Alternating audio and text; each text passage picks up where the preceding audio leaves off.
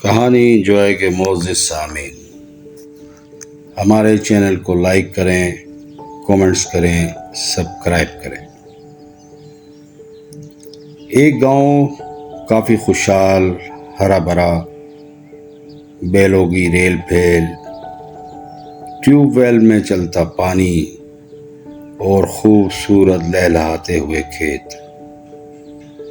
اس گاؤں میں غریب نائی رہا کرتا تھا، جو ایک درخت کے نیچے کرسی لگا کر لوگوں کی حجامت کرتا۔ مشکل سے گزر بسر ہو رہی تھی۔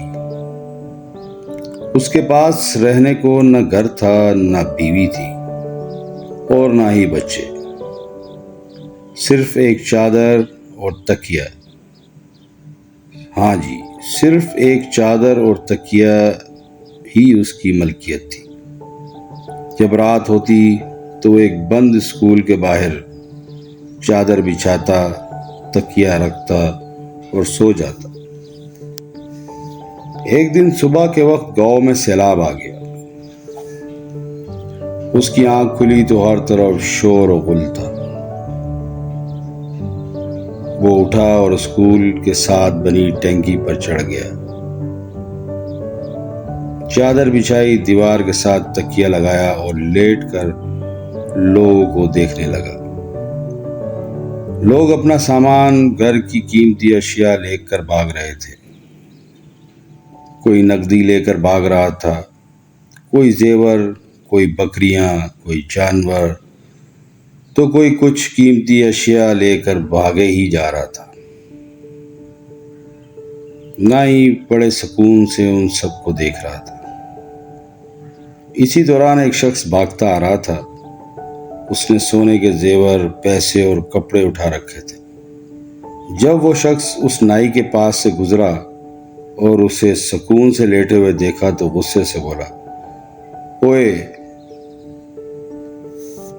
ہماری ہر چیز اجڑ گئی، ہماری جان مال خطرے میں، اور تو ادھر سکون سے لیٹے تماشا دیکھ رہا ہے۔ یہ سن کر نائی بولا، لالے، آج ہی غربت کا مزہ آیا۔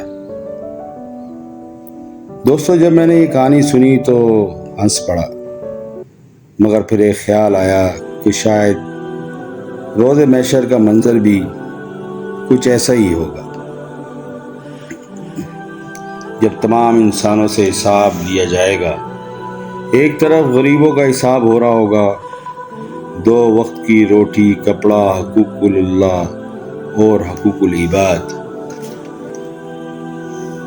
ایک طرف امیروں کا حساب ہو رہا ہوگا، پلازے، دکانیں، فیکٹریاں، گاڑیاں، بنگلے، سونا اور زیورات۔ ملازم، پیسہ، حلال، حرام، عیش و آرام، زکوٰۃ، حقوق اللہ، حقوق العباد، اتنی چیزوں کا حساب کتاب دیتے ہوئے پسینے سے شرابور اور خوف سے تھر تھر کانپ رہا ہوگا انسان۔ عجیب منظر ہوگا وہ۔ تب شاید اسی نائی کی طرح غریب ان امیروں کو دیکھ رہے ہوں گے، چہرے پر ایک عجیب سا سکون، اور شاید دل میں ایک ہی بات ہوگی، اور کہہ رہے ہوں گے کہ آج ہی غربت کا مزہ آیا۔